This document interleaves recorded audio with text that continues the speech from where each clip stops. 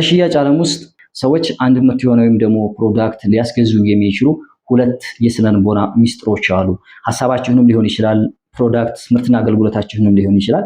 ሰዎች እንዲገዟችሁ የሚያደርጉ ምርቶቻችሁን ሰዎች እንዲጠቀሙ የሚያደርጉ ሁለት የስነ ልቦና ሚስጥሮች አሉ።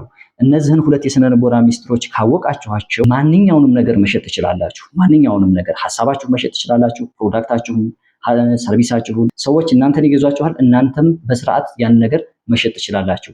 በዛሬ ቪዲዮአችን ላይ የምንመለከተው እኒህ ሁለት የስነ ልቦና ሚስጥሮችን ምን እንደሆኑና እንዴት አድርጋችሁ ልትጠቀሙበት እንደምትችሉ እናያለን። ቻናሉን ሰብስክራይብ ያደርጋችሁ ቤተሰብ ሁኑ። እንግዲህ ወደ ቪዲዮአችን መጀመሪያ ስንሄድ ሰዎች የእናንተን ምርትና አገልግሎት ሊገዙ የሚችሉባቸው ምክንያቶች አሉ።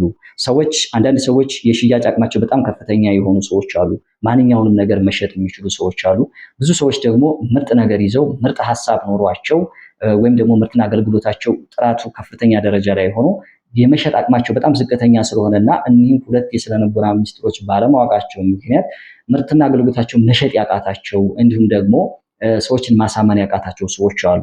ከዚህ ቪዲዮ በኋላ የሽያጭ አቅማችሁ በ90% ይጨምራል። የሽያጭ የስነ ልቦና የመጀመሪያው ሚስጥር አዌይ ፍሮም ፔን ይባላል። ያ ማለት ከህመሙ ለመገላገል ለመራቅ ነው። ይሄ የመጀመሪያው በጣም ከፍተኛ ደረጃ ሊሰጠው የሚችለው ሰዎች አንድ ምርትና አገልግሎት ሊገዙበት የሚችሉበት ትልቁ ሚስጥር አዌይ ፍሮም ፔን ይባላል። ያ ማለት ምንድነው? ከህመሙ ለመራቅ ነው። እንግዲህ ሰዎች ማንኛውንም ምርት ሊሆን ይችላል፣ አገልግሎት ሊሆን ይችላል ሊገዙ የሚችሉት ያለባቸውን ቀዳዳ ለመድፈን ነው፣ ወይም ደግሞ ያለባቸውን ችግር ለመፍታት ነው፣ ስጋታቸውን ለማስወገድ ነው፣ ከህመማቸው ለመፈወስ ነው። ስለዚህ ማንኛውንም ነገር ሰዎች እንዲገዟችሁ የምታደርጉበት የመጀመሪያው ሚስጥር እናንተ የያዛችሁት ምርትና አገልግሎት ሰዎቹ ላይ ምን አይነት ችግር ያደርግላቸዋል፣ ምን አይነት ህመምን ሊፈውስላቸው ይችላል የሚለውን ነገር መጀመሪያ ላይ በደንብ አድርጋችሁ ለሰዎቹ ታስረዷቸዋላችሁ ማለት ነው፣ ወይም ደግሞ ትገልጹላቸዋላችሁ። ምክንያቱም ሰዎች እንዳልኳችሁ ማንኛውንም ነገር ሊገዙ የሚችሉት ማንኛውንም ነገር ሊፈጽሙ የሚችሉት ከህመማቸው ለመራቅ ነው። ያ ማለት አዌይ ፍሮም ፔን ከፔናቸው ለመገላገል ነው። ያንን ነገር ሶልቭ እንዲያደርግላቸው፣ ያጡትን ነገር እንዲተካላቸው፣ የጎደላቸውን ነገር እንዲሞላላቸው፣ የታመሙ ሰዎች ካሉ ደግሞ ከህመማቸው ለመፈወስና ለመራቅ ሲሉ ነው ማንኛውንም ነገር ሊገዙ የሚችሉት እንዲሁም ደግሞ ሊተገብሩ የሚችሉት። ስለዚህ እናንተ መጀመሪያ ላይ ሽያጭ ስትሸጡ ምን ማድረግ አለባችሁ? የእናንተ ምርትና ፕሮዳክት በህብረተሰቡ ላይ ምን አይነት ተጽዕኖ ሊፈጥር ይችላል፣ ምን አይነት ለውጦችን ሊያመጣ ይችላል የሚለውን ነገር በደንብ አድርጋችሁ ታብራራላችሁ ማለት ነው። ያ ማለት ከፔኑ ትነሳላችሁ ማለት ነው። እንዲህ አይነት ምርት ስትጠቀሙ እንደዚህ ችግር አለባችሁ፣ ይሄን እንዲህ አይነት ችግሮች ካሉባችሁ ለዛ ችግር መፍትሄው ደግሞ እኛ ጋር አለ ወይም ደግሞ ወደኛ ኑ ብላችሁ መጀመሪያ ላይ ራሳችሁን በደንብ አድርጋችሁ ፕሮሞት ታደርጋላችሁ ማለት ነው።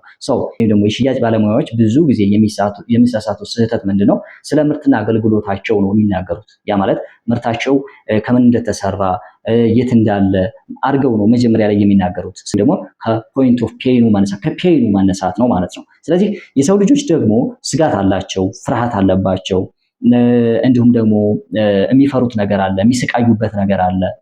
ያንን ነገር የሚፈታላቸው ሰው ይፈልጋሉ።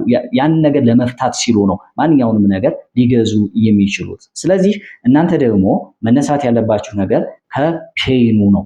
የሰው ልጅ በጣም ሲታመም ወደ ሐኪም ቤት ይሄዳል። አሁን ለምሳሌ በጥርስ ህመም በጣም የሚሰቃይ ሰው ወደ ሐኪም ቤት ሄዶ ወደ አንድ የጥርስ ሐኪም ሄዶ ከዛ ህመምና ከዛ ችግር ለመፈወስ ሲል ያለውን ገንዘብ ያለውን ጥሪት በሙሉ ሄዶ እዛ ነገር ላይ ፈሰስ ያደርጋል ወይም ደግሞ ወጪ ያደርጋል። ምክንያቱም ካለበት ህመም ለመገላገል ስለሚፈልግ ማለት ነው። እናንተ ደግሞ አንድ ሽያጭ ባለሙያ ደግሞ ያን ሰውዬ ወደ ራሱ እንዲመጣ የሚያደርግበት ትልቁ ሚስጥር ምንድነው? ሰዎች የሚሰቃዩበትን ነገር አይቶ ለዛ ስቃይ ደግሞ መፍትሄው እሱ እንደሆነና ከዛ ስቃይ ሊገላግለው የሚችለው እነሱ እንደሆኑና እሱ እንደሆነ አድርጎ ራሱን ፕሮሞት የሚያደርግ ከሆነ ራሱን የሚያስተዋውቅ ከሆነ ማንኛውም በዛ የጥርስ ህመም የሚሰቃይ ሰው ወደሱ በግድ እንዲመጣ ማድረግ ይችላል ማለት ነው። ያ ማለት ያ ሰውዬ እናንተ ዘንድ ወዶ ሳይሆን የሚመጣው ከዛ ከህመም ለመገላገል ነው ማለት ነው። ስለዚህ የመጀመሪያው በሽያጭ ዓለም ውስጥ የሰዎች ልጆች ወደ እናንተ መጥተው ማንኛውንም ምርትና አገልግሎት እንዲጠቀሙ ወይም እናንተ ምርቱና አገልግሎታቸውን እንዲገዙ የሚያደርጋቸው ትልቁና የመጀመሪያው ሚስጥር ተብሎ የሚታሰበው አዌይ ፍሮም ፔን ነው። ካለባቸው ህመም፣ ካለባቸው ችግር፣ ካለባቸው በሽታ ለመገላገል ሲሉ ነው። ስለዚህ ማንኛውንም ነገር ለመሸጥ ስትሞክሩ ማንኛውም ደንበኛችሁ ወደ እናንተ ሲመጣ የሚያገኘውን ፈውስ ሶሉሽን ሆነ ምን አይነት ችግሮቻቸውን ምን አይነት ህመሞቻቸውን እየፈታችሁ ልትፈቱላቸው እንደምትችሉ ሰዎች ያለባቸውን ችግር አይተው መፍትሄ ለማግኘት ወደ እናንተ መምጣታቸው አይቀርም ማለት ነው። ወደ ሁለተኛው በሽያጭ ዓለም ውስጥ ሰዎች ወደ እናንተ መጥተው ምርትና አገልግሎታችሁን እንዲገዙ የምታደርጉበት ትልቁ ሚስጥር ቱዋርድ ፕሌዠር ይባላል። ያ ማለት ወደ ደስታ መጓዝ። እንግዲህ የሰው ልጅ ያለውን ህመም ከተገላገለ በኋላ የጎደለውን ነገር ካሟላ በኋላ የሰው ልጅ ኢሞሽናል ቢንግ ነው ብለናል። ያ ማለት ስሜታዊ ፍጡር ነው። አሁንም ወደ ደስታ መጓዝ ይፈልጋል። ከፍ ወዳለ ደስታ መጓዝ ይፈልጋል። ምክንያቱም የሰው ልጅ ፍላጎቱ አያልቅም፣ ማለቂያ ያለው መቆሚያ ያለው።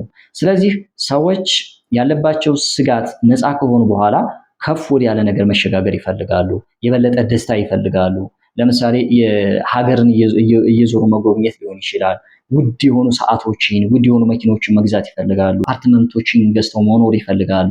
ስለዚህ የሁለተኛው ሰዎች ወደ እናንተ መጥተው ምርትና አገልግሎታቸውን እንዲጠቀሙ የሚያደርጋቸው ደግሞ የበለጠ ደስታን፣ እርካታን ስለሚፈልጉ ነው። ምክንያቱም ደስታ፣ እርካታ ማለቂያ ያለው።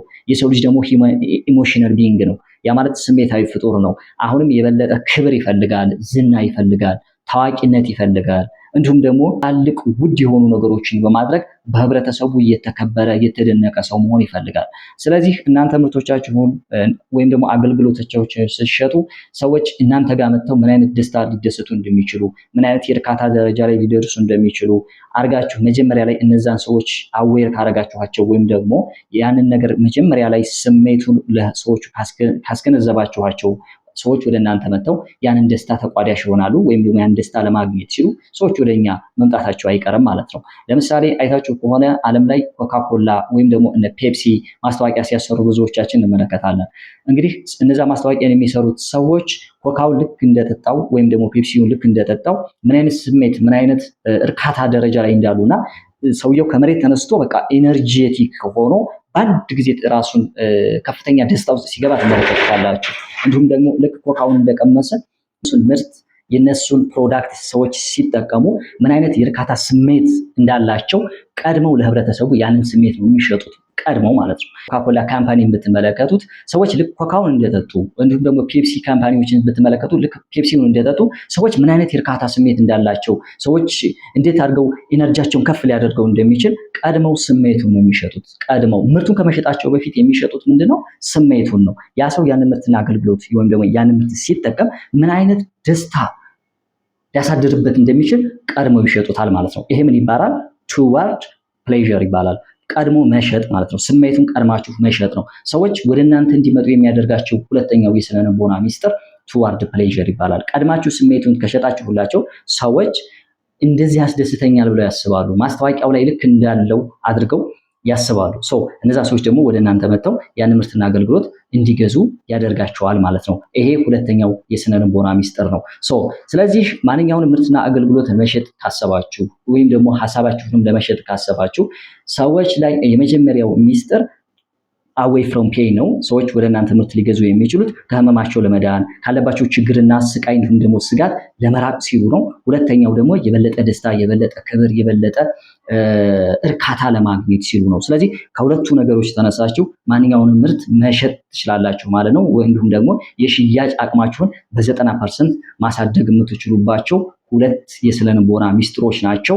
እኒህን ሁለት የስነ ልቦና ሚስጥሮች ተጠቅማችሁ ራሳችሁን ማንኛውንም ነገር ሐሳባችሁንም እንዲሁም ደግሞ ፕሮዳክትና ምርትና አገልግሎታችሁን መሸጥ የምትችሉባቸው ስነ ልቦናዎች ናቸው። የዛሬ ቪዲዮአችን ይህን ይመስላል። በሌላ ጊዜ በሌላ ቪዲዮ እንገናኛለን። እስከዛ ድረስ ሰላም።